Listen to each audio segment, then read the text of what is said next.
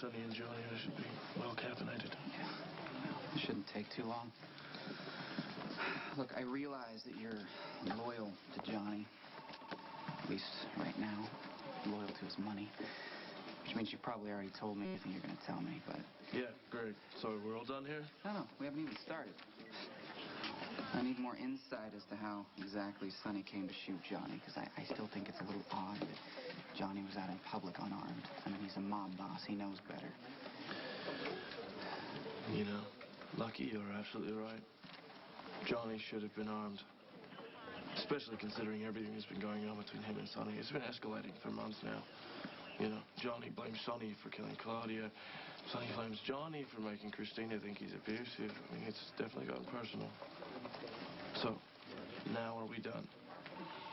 No, I got a few more questions for you, but this is as a brother, not as a cop.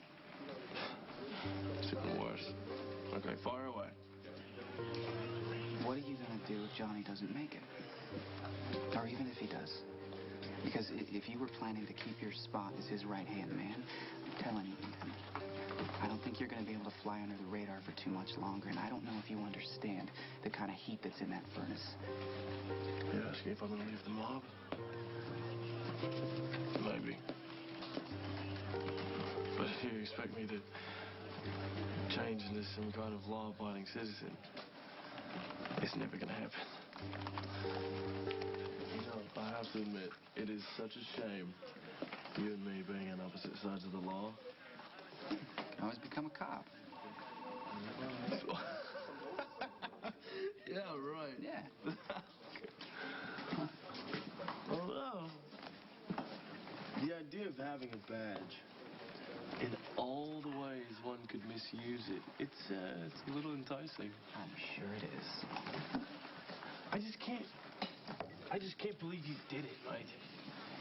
You know, I've never been able to walk a straight line, you know? Even before I found out Luke was my dad.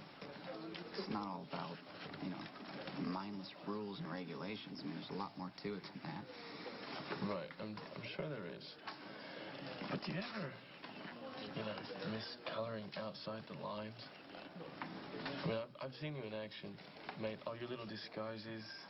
You know, you've got talent, and it's a shame. It is a shame to waste it on law and order.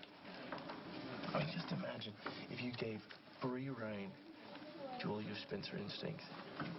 I mean, I think you could get away with you. I mean, you can get away with murder.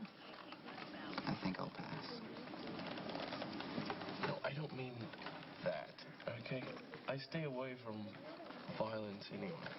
Right, you're a lover, not a fighter. Yes. You know, and you seriously, you need a new line, by the way. Please. It's time. Okay, all right, fine. I'll work on that, okay?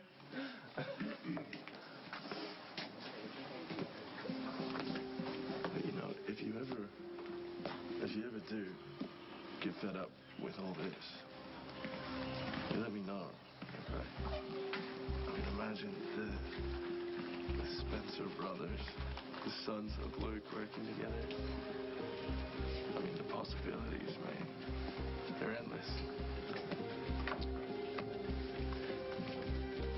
Just keep knocking on doors, talking to the neighbors, okay? I need a list of everyone who was in the Baker Street area when John Zakar got shot. And there had to have been at least one witness. I'm on it. All right, thanks. Hey, did you run that background check on Lisa? Yeah, I did. Why? Did something else happen? A lot, actually, and it's getting uglier by the minute. Patrick admitted to Robin that he cheated on her with Lisa when Robin was in Africa. I guess he felt the need to come clean because Lisa's going off the deep end now. What do you mean? Lisa showed up at Patrick and Robin's when they weren't home and convinced the babysitter to let her take Emma to the park for ice cream. They disappeared for like an hour. Patrick and Robin were completely freaking out, and when they came back, Lisa showed up and acted like it was not a big deal. Why didn't they call the police?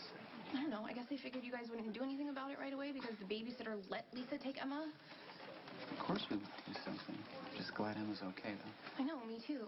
Just who knows what Lisa could have done. But even though she brought Emma back, and even if they really did just go for ice cream, that's still like an implied threat, right? So I want to go over her background check and see if there's something in her past we should know about. I've already been over Lisa's report once, and there wasn't really anything that stood out. I mean, she's actually led a pretty exemplary life. She's a great student, hard worker, top grades in med school. Of course. What a hero. You know, and except for a few citations in college, you know, drunk in public type stuff, she's never really had any trouble with the law, so... What about her past boyfriends? Have any of them mysteriously vanished, disappeared, wound up dead? Okay, Maxie, I understand that you care about Robin and Patrick and Emma, but I think you're letting your imagination run a little wild here. And this was an affair, okay? It means there was 2 people involved. So as much as you love Patrick, this is on him too. I know. And I'm mad at Patrick, trust me. But that doesn't take away all the creepy things Lisa's been doing. She's totally manipulating this whole situation. You and I both know how messy things can get when people have affairs, right? People lash out, it gets really crazy. But once everything settles down, there's no reason to believe that Lisa won't just work herself right back into reasonable behavior. Excuse me, Detective Spencer? Hi, I'm sorry to interrupt. Do you have a minute? Yeah, of course. Yeah. I'm sorry, I'm Dr. Lisa Niles. I'm a surgeon over at GH. Right, yeah, I think we may have crossed paths a few times. Is everything okay? No. Actually, not really. I can't believe I'm actually here. It's come to this point, but I need to file a report. Okay. What's going on? Well, Robin Scorpio Drake threatened to kill me. And I think she means it.